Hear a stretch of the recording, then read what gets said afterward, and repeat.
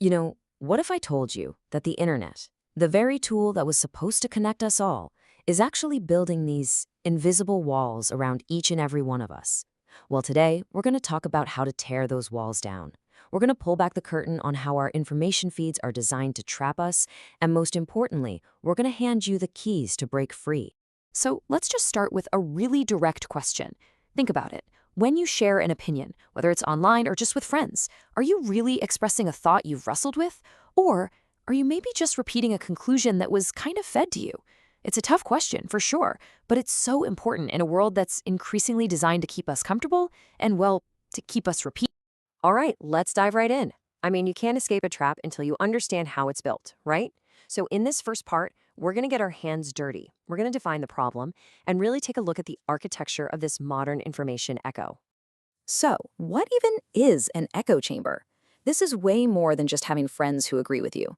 This is a system. It's an entire system, usually powered by algorithms, that builds a personalized reality just for you. And inside this little reality, your beliefs aren't just validated, they're amplified. And any different ideas? Oh, they just quietly fade into the background. Or worse, they get painted as totally extreme and dangerous. Yeah, this really captures the feeling perfectly. Just imagine shouting in a room and the only thing you hear is your own voice echoing back, but it gets a little louder and more convincing every single time. It's kind of comforting, isn't it? It makes you feel like, hey, I found the truth. Everyone agrees. But in reality, you've just found a very, very effective mirror. Okay, so let's look at how this all actually works. Because this isn't just about technology. It's about our own psychology. We're about to peel back the curtain and see the hidden mechanics of this self-reinforcing cycle. This is the stuff that makes the echo chamber so powerful and, honestly, so hard to even notice.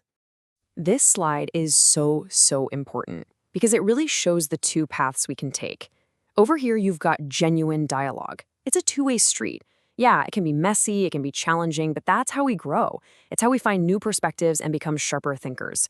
And then you've got the other side, the cognitive loop. That's a one-way feedback circuit. It does one thing and one thing only, confirms what you already think. And it leads to just one place, stagnation. So how does this loop actually get you? Well, it's a deceptively simple little four-step process. First, you see some content that clicks with your views. You like it, you share it. The algorithm notices. Second, bam, it starts serving you more of the same. And more, and more. Third, as you're just flooded with all this confirming evidence, your belief gets stronger and stronger until it feels like this undeniable, universal truth. And finally, any view that disagrees? Piffed. It either gets filtered out completely or it's made to look completely unhinged by comparison. Okay, so we know how it works, but the real question is, how do we know if we're actually in one?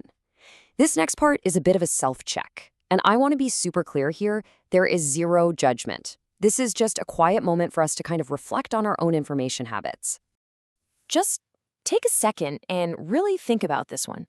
When you're scrolling through your feeds, how often do you see something that makes you stop and go, huh, I never thought of it that way? If the answer is, almost never, then your world might just be a little too agreeable. All right, let's get specific. Here are some pretty clear symptoms. Are you ever genuinely shocked, like floored, when someone holds an opposing view? I know I've been there. Could you, right now, clearly and persuasively argue the other side's best points, even if you totally disagree with them?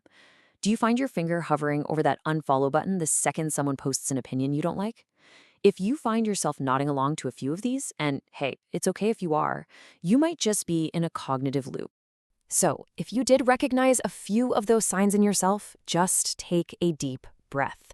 Because the good news, the really good news, is that you are not powerless here.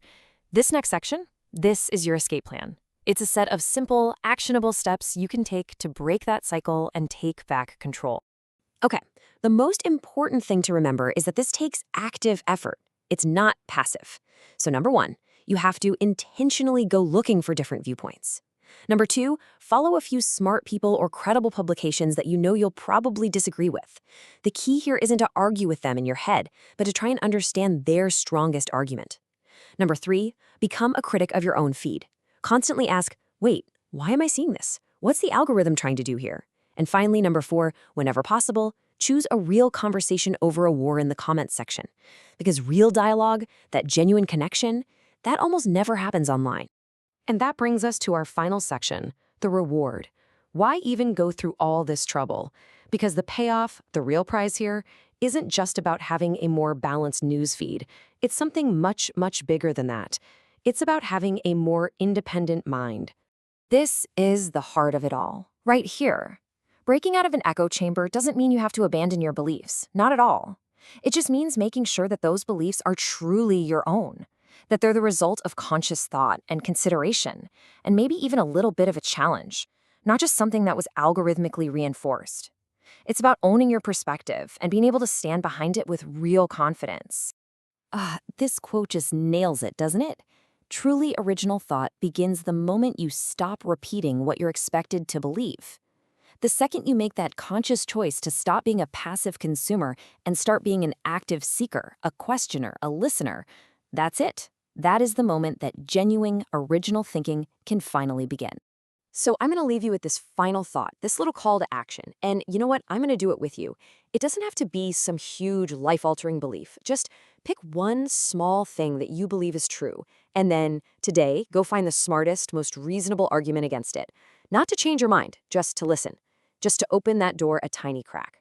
So what's one idea you'll challenge today? I'm going to go find mine.